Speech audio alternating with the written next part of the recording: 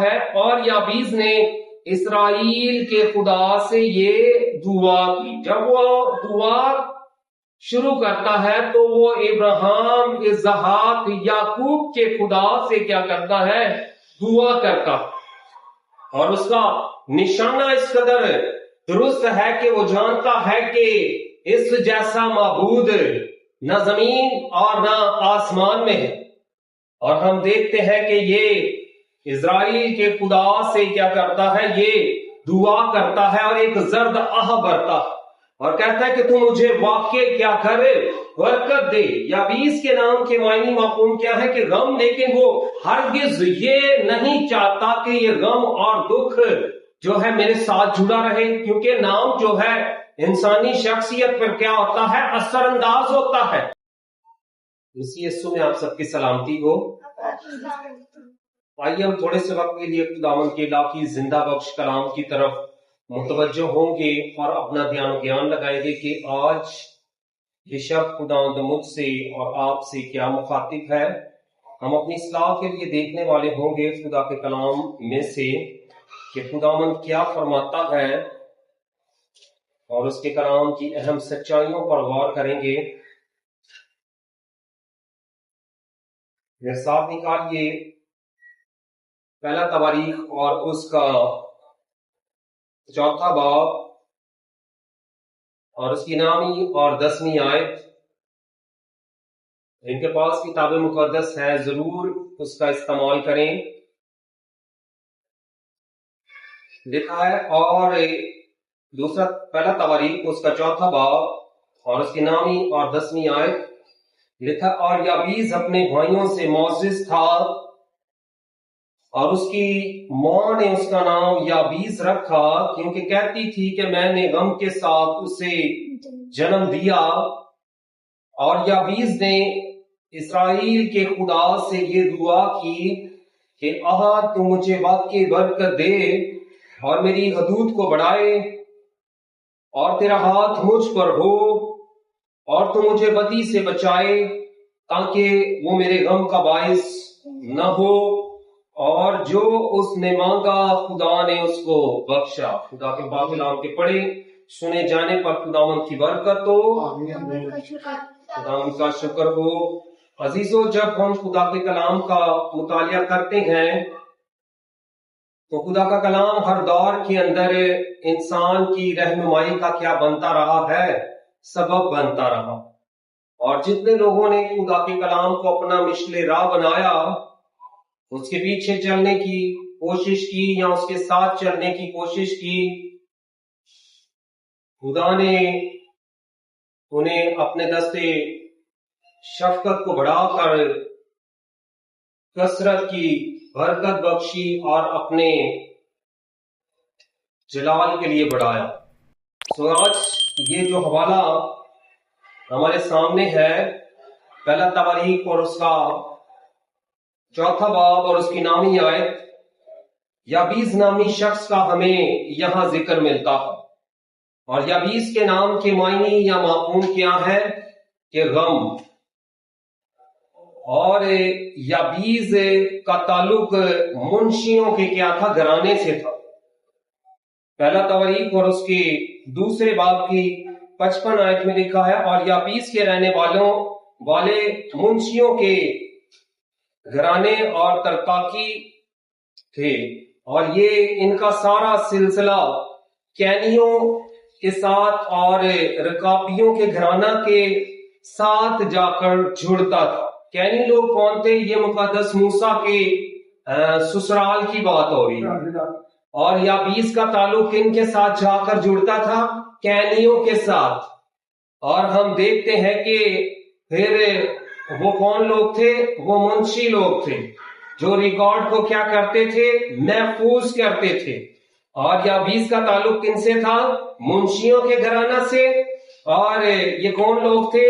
یہ کینی تھے، رکابی لوگ تھے. اور یہ مقدس موسیٰ کے سسرال کے ساتھ جا کر مقدس یابیز کا سلسلہ جڑتا ہوا ہمیں کیا آتا ہے؟ نظر آتا ہے. تو بھی ہم دیکھتے ہیں کہ یہ تواریخ کی کتاب ہے جو ہے اس میں ہمیں بادشاہوں کے سلسلہ کو قلم بند کرتا ہوا تاریخ دان نظر آتا ہے، انبیاء کرام کے متعلق ہسٹری کو محفوظ کرتا ہوا نظر آتا ہے۔ تو بھی ہم دیکھتے ہیں کہ جب یابیس کا واقعہ سامنے آتا ہے تو تاریخ دان جو ہے یہاں کچھ وقت کے لیے کیا کرتا ہے، رکتا ہے۔ کیا لکھا ہے؟ اور یابیس اپنے بھائیوں سے کیا تھا، معزز تھا، یعنی کہ بڑا عزت دار تھا۔ یابیس اپنے بھائیوں سے کیا تھا، معزز تھا، اور اس کی ماں نے اس کا نام کیا رکھا تھا، یابیس رکھا تھا، کیونکہ کہتی تھی کہ میں نے غم کے ساتھ اسے کیا کیا ہے، جنم دیا ہے۔ یابیس کی ماں کیا کہتی تھی کہ میں نے اسے غم کے ساتھ جنم دیا ہے، لہٰذا اس نے اس کا نام ہی کیا رکھ دیا، یابیس رکھ دیا۔ اور یابیس کے نام کے معنی یا مفہوم کیا ہے کہ غم یا دکھ۔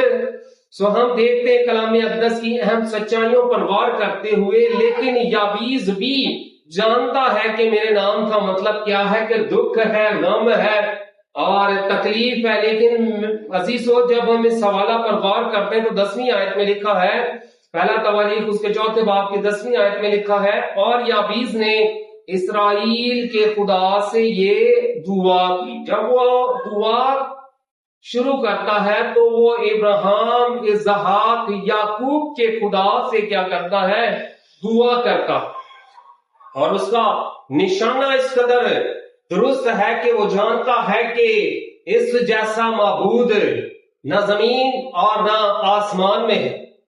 اور ہم دیکھتے ہیں کہ یہ اسرائیل کے خدا سے کیا کرتا ہے، یہ دعا کرتا ہے اور ایک زرد آہ بھرتا ہے اور کہتا ہے کہ تو مجھے واقع کیا کر، برکت دے۔ یابیس کے نام کے معنی مفہوم کیا ہے کہ غم، لیکن وہ ہرگز یہ نہیں چاہتا کہ یہ غم اور دکھ جو ہے میرے ساتھ جڑا رہے، کیونکہ نام جو ہے انسانی شخصیت پر کیا ہوتا ہے، اثر انداز ہوتا ہے۔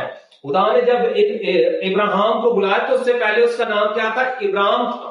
جب خدا نے اسے بلایا تو اس کے بعد خدا نے اس کا نام چینج کر کے ابراہیم رکھا، یعنی قوموں کا باپ۔ اور اسی طرح ہم دیکھتے ہیں کہ یابیس یہ نہیں چاہتا کہ اس نام کے کا جو ہے اثر میری زندگی کے اوپر ہو، اور وہ خدا کے حضور میں کیا کرتا ہے، اسرائیل کے خدا کے حضور میں کیا کرتا ہے، وہ دعا کرتا اور ایک زرد آہ بھرتا ہے اور کہتا ہے تو واقعی مجھے کیا کر، برکت دے۔ اور جب وہ دعا اپنی شروع کرتا ہے تو سب سے پہلے اس کا کیا کہنا ہے، تو خداوند مجھے واقعی کیا کر، برکت دے، حقیقت میں مجھے برکت دے۔ اور لکھا ہے میری حدود کو بڑھائے۔ وہ محدود رہنا نہیں چاہتا، وہ کہتا ہے خداوند تو میری حدود کو کیا کر دے، بڑھا دے۔ وہ محدود نہیں رہنا چاہتا، وہ بڑھوتی پانا چاہتا۔ اور لکھا ہے کہ میری حدود کو بڑھائے، اس کی جو وہ خداوند کی حضوری میں برکت کی التجا کرتا ہے، تو لکھا ہے کہ تم میری حدود کو بڑھائے۔ پہلے نمبر پر وہ حدود کی بڑھوتی چاہتا ہے، اور دوسرے نمبر پر لکھا ہے تیرا ہاتھ مجھ پر ہو۔ اور خدا کا ہاتھ گویا خدا کی حضوری، اس کے جلال اور اس کی موجودگی کی کیا کرتا ہے، نمائندگی کرتا، اور کہتا ہے کہ خداوند تیرا ساتھ بھی مجھے چاہیے۔ پہلے نمبر پر تو میری حدود کو بڑھائے، اور پھر تیرا ساتھ کیا ہو، ہمیشہ میرے ساتھ رہے۔ یوحنا کی انجیل اس کے 15ویں باب میں لکھا تم مجھ سے جدا ہو کر کچھ نہیں کر سکتے۔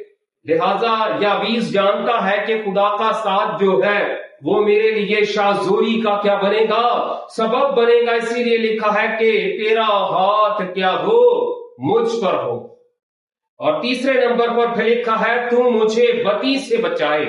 بدی اور گناہ ایک ایسا برا فعل ہے کہ اس کے سبب سے خدا کا روح کیا ہوتا ہے، انسان سے جدا ہو جاتا ہے۔ مقدس داؤد نے جب ہوتیویا کی بیوی کو لے لیا اور وہ اس کے ساتھ بدی کرتا ہے تو خدا کا روح سے جدا ہو جاتا ہے، اور داؤد نہیں جانتا۔ پہلا سموئیل 12ویں باب کے اندر لکھا ہوا ہے داؤد اس بات سے بے خبر ہے، اور پھر ہتیولیا کو بھی جنگ میں بھجوا کر کیا کرتا ہے، مروا ڈالتا ہے۔ خدا کا روح سے رنجیدہ ہو جاتا ہے، اس سے جدا ہو جاتا ہے۔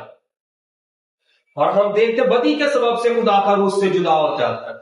کیونکہ خدا پاک ہے، اس کی آنکھیں اس قدر پاک ہے کہ وہ کج رفتاری پر نگاہ نہیں کر سکتا. اور زبور 66 اور اس کی 18ویں آیت میں لکھا اگر میں بدی کو دل میں رکھتا تو خدا میری کبھی نہ سنتا. یہاں مقدس یابیس جو ہے وہ چاہتا ہے کہ خداوند تو مجھے بدی سے بچائے. اور ہم دیکھتے ہیں کلام اقدس میں لکھا ہوا ہے پہلے نمبر پر اس نے حدود کی بڑھوتی مانگی ہے، دوسرے نمبر پر اس نے خدا کا ساتھ مانگا ہے کہ خداوند تیرا ہاتھ مجھ پر ہو، اور ہم دیکھتے ہیں کہ تیسرے نمبر پر وہ چاہتا ہے کہ خدا مجھے بدی سے بھی بچائے. اور پھر لکھا ہے کلام اقدس میں مجھے بدی سے بچائے تاکہ وہ میرے غم کا باعث نہ ہو. بدی کے سبب سے خدا کا روح جدا ہو جاتا ہے، اور ناتن پر اور داؤد پر ناتن نبی آ کر اس بات کو واضح کرتے ہیں کہ خدا کا روح اس سے جدا ہو چکا ہے. اور ہم دیکھتے ہیں کلام اقدس کی اہم سچائیوں پر غور کرتے ہوئے جبکہ یابیز جانتا ہے کہ خدا کا روح جدا کب ہوتا ہے جب انسانی زندگی کے اندر بدی آتی ہے یا برا فعل آتا ہے. اور ہم دیکھتے ہیں کہ وہ چاہتا ہے کہ تم مجھے بدی سے بچائے تاکہ وہ میرے غم کا باعث نہ ہو. اور پھر ہم دیکھتے ہیں کلام اقدس کی اہم سچائیوں پر غور کرتے ہوئے اس نے خداوند کے حضور میں دعا کی اور لکھا ہے کہ وہ میرے غم کا باعث نہ ہو، اور جو اس نے مانگا خدا نے اسے کیا کیا؟ بخشا. اس نے 3 بڑی اہم باتیں خداوند کی حضوری میں رکھی کہ تو میری حدود کو بڑھائے اور تیرا ہاتھ مجھ پر ہو، اور تو کیا کرے؟ مجھے بدی سے بچائے. اور لکھا جو کچھ خداوند سے اس نے مانگا خدا نے اسے کیا کر دیا؟ بخش دیا. اور یابیس خداوند کے حضور سے کثرت کی برکت کو کیا کرتا ہے؟ حاصل کرتا. اور یابیس کی زندگی آج ہمارے لیے بطور ایک نمونہ ہے. اور خداوند اپنے لوگوں کو بڑھوتی بخشتا ہے اس وقت جب وہ اس کے آئین کے موافق کیا کرتے ہیں؟ زندگی بسر کرتے ہیں.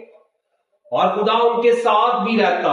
ان کے ساتھ لکھا جہاں 2 یا 3 میرے نام پر اکٹھا ہے میں ان کے درمیان کیا ہوں؟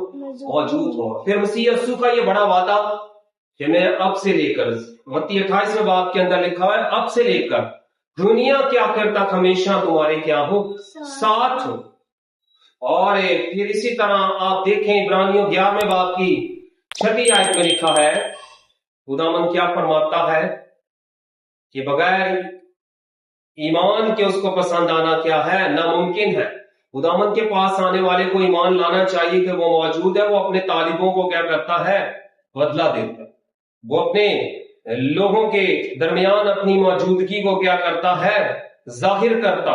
عبرانیوں 11 باب کی 6 آیت میں کیا لکھا ہے؟ بغیر ایمان کے اس کو پسند آنا ناممکن ہے، اس لیے کہ خدا کے پاس آنے والے کو ایمان لانا چاہیے کہ وہ موجود ہے. وہ اپنے طالبوں کو کیا کرتا ہے؟ بدلہ دے.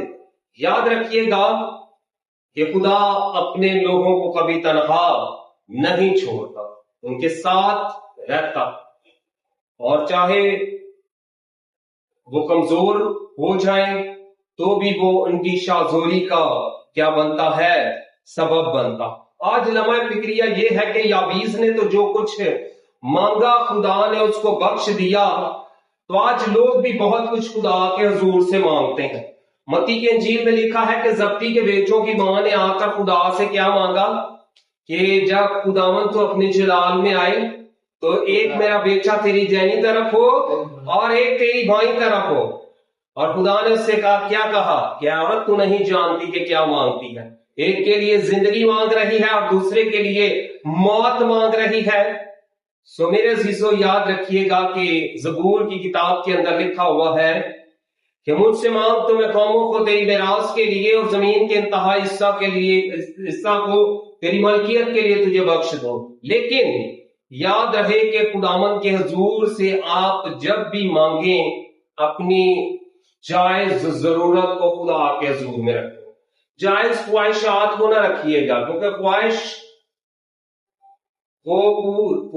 جب انسان چاہتا ہے نا کہ پورا ہو تو اس کی لیے وہ ہر اچھا برا کام کرنے کے لیے کیا ہو جاتا ہے؟ تیار ہو جاتا ہے. لہذا ضرورتوں کے لیے دعا کیا کریں, خواہشوں کے لیے دعا نہ کیا کریں, کیونکہ خواہشیں اچھی بری انسانی زندگی کے اندر جنم لیتی ہے, اور جب خواہش حاملہ ہوتی ہے تو پھر کیا کرتے ہیں, گناہ کو جنتی ہے. گناہ کی پیدائش کیسے ہوتی ہے؟ بری خواہش کے سبب سے, اور گناہ جب بڑھ جاتا ہے تو پھر موت پیدا ہوتی. تو یاد رکھیے گا کہ خداوند کے حضور میں سے آپ جب بھی مانگیں تو اپنی جائز ضرورت کو خدا کے حضور میں رکھ کر آپ مانگ سکتے ہیں, اور وہ دینے پر کیا ہے, قادر ہے. اور متی 7ویں باب کے اندر کیا لکھا, مانگو تو تمہیں دیا جائے گا, ڈھونڈو تو پاؤ گے, دروازہ کھٹکھٹاؤ تو تمہارے واسطے کھولا جائے گا. جبکہ متی یوحنا کی انجیل اور اس کے 15ویں باب کی 7ویں آیت میں کیا لکھا, اگر تم مجھ میں قائم رہو اور میری باتیں تم میں قائم رہے تو جو چاہو سو مانگو وہ تمہارے لیے ہو جائے گا. اہم بات یہ ہے کہ آپ خداوند میں قائم رہیں, اس کی باتوں میں قائم رہیں. لکھا تم مجھ میں قائم رہو اور میری باتیں تم میں قائم رہیں, یعنی اس کا کلام آپ کی زندگی میں قائم رہنا چاہیے, آپ اس کے کلام کے موافق زندگی بسر کریں. لکھا تم مجھ میں قائم رہو, خداوند میں کیا رہنا ہے, قائم رہنا, ڈاواں ڈول نہیں ہونا, بھیڑ چال نہیں چلنی. جو مسیح یسوع نے کہا ہے اس کے کلام کے موافق زندگی بسر کرنی, اس میں قائم رہنا, ایمان میں, کلام میں قائم رہنا. اور پھر خدا کا کیا وعدہ ہے, جو چاہو سو مانگو وہ تمہارے لیے ہو جائے گا. یابیس نے مانگا نا, حدود کی بڑھوتی مانگی. یابیس نے خدا کے حضور سے خدا کا ساتھ مانگا کہ خداوند تیرا ہاتھ مجھ پر ہو, اور اسی طرح پھر اس نے کہا کہ خداوند تو مجھے بدی سے بچا. اور یابیس نے جو کچھ مانگا خدا کو یہ بات پسند آئی اور خدا نے اسے بخش. اسی طرح سلیمان بن داؤد نے جب جبون کے مقام پر 1000 سوختنی قربانی گزرانی تو خدا رات کو خواب میں سلیمان بن داؤد کے آ جاتا ہے اور سلیمان بن داؤد سے کہتا ہے کہ مانگ کیا مانگتا ہے. اور سلیمان خداوند کی حضوری سے عاقل دل مانگتا ہے, حکمت, دانش, فہم مانگتا ہے, اور کہتا ہے کہ اتنی بڑی قوم کا انصاف میں کیسے کر سکتا ہوں, خداوند تو مجھے عاقل دل بخش دے, تو مجھے حکمت, دانش, فہم بخش دے. کیونکہ وہ قوم بنی اسرائیل کا بادشاہ بن چکا تھا, اور اس نے 40 برس قوم بنی اسرائیل پر حکومت کی, اور اس کے دور اقتدار کے اندر جنگ نہ ہوئی, کیونکہ وہ ارد گرد کی قوموں کا کیا تھا, داماد تھا. اس کی 700 بیویاں تھیں اور اس کی 300 غرمیں تھیں, یوں 1000 اس کی بیویاں تھیں.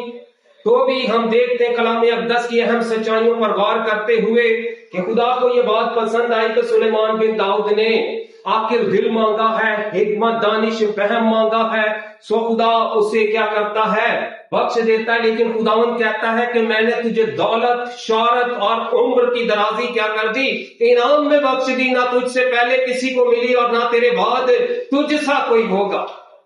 اور ہم دیکھتے ہیں کہ خدا اپنے دست شفقت کو ان پر بڑھاتا ہے جو بڑی سچائی کے ساتھ, عاجزی کے ساتھ, فروتنی کے ساتھ اس کے پیچھے پیچھے چلتے ہیں, اور خداوند انہیں کثرت کی کیا کرتا ہے, برکت بخشتا ہے, جیسے یابیس کو بخشی. آج لمحہ فکریہ یہ ہے کہ وہ بادشاہوں کا بادشاہ زندہ خدا ہم سبوں کے درمیان کیا ہے, موجود ہے. سو وقت ہم نے ایمان کے ساتھ اس کی طرف اپنا ہاتھ بڑھانا ہے. اور اس سے بیشتر یاد رکھیے گا کہ رومیہ 8ویں باب کی 32ویں آیت میں لکھا ہے کہ آج سے 2000 برس پہلے جب یسوع مسیح مقام کلوری پر قربان ہوئے تو ان کی قربانی کے سبب سے اس نے ہمیں ہر چیز کیا کر دی ہے, بخش دی. اب ہم نے ایمان سے کیا کرنی ہے, اپنی نعمتوں اور برکتوں کو کیا کرنا ہے, رسیو کرنا. لوگ بہت بڑے اس مشکل کے اندر ہیں اور شاپنگ لسٹ خداوند کی حضوری میں لگا دیتے ہیں, اور کیا اکثر مانگتے رہتے ہیں اور پھر مایوس ہو جاتے ہیں. اور پھر ہم دیکھتے ہیں یعقوب رسول کے خط کے اندر 4 باب کے اندر لکھا, تم مانگتے ہو تمہیں ملتا نہیں کیونکہ بری نیت سے مانگتے. جب مانگیں نیت کی درستگی کے سبب سے مانگیں, جب مانگیں ایمان سے مانگیں, اور جب مانگے تو یقین کے ساتھ مانگے کہ میرا خدا مجھے دینے پر کیا ہے, قادر ہے. لیکن وقت اس کی طرف سے مقرر ہے, کبھی وہ بھر وقت جواب دیتا ہے, کبھی تھوڑا انتظار کرنا پڑتا ہے, کبھی بہت زیادہ. لیکن یہ انتظار کا جو وقت ہوتا ہے نا, اس میں آپ ثابت قدمی کے ساتھ شکر گزاری کرتے رہیں. لکھا تمہاری درخواستیں, دعائیں شکر گزاری کے ساتھ اس کے حضور میں کیا کی جائیں؟ پیش کی جائیں۔ سو خداوند آپ سب کو اس کلام کے وسیلہ سے کثرت کی برکت بخشے اور یہ گہرا فضل بخشے کہ آپ اس میں بڑھتے اور تقویت پاتے چلے جائیں اور بہت سی بڑھ کی بھیڑوں کو اس کے گلہ میں شامل کرنے کا سبب بنے۔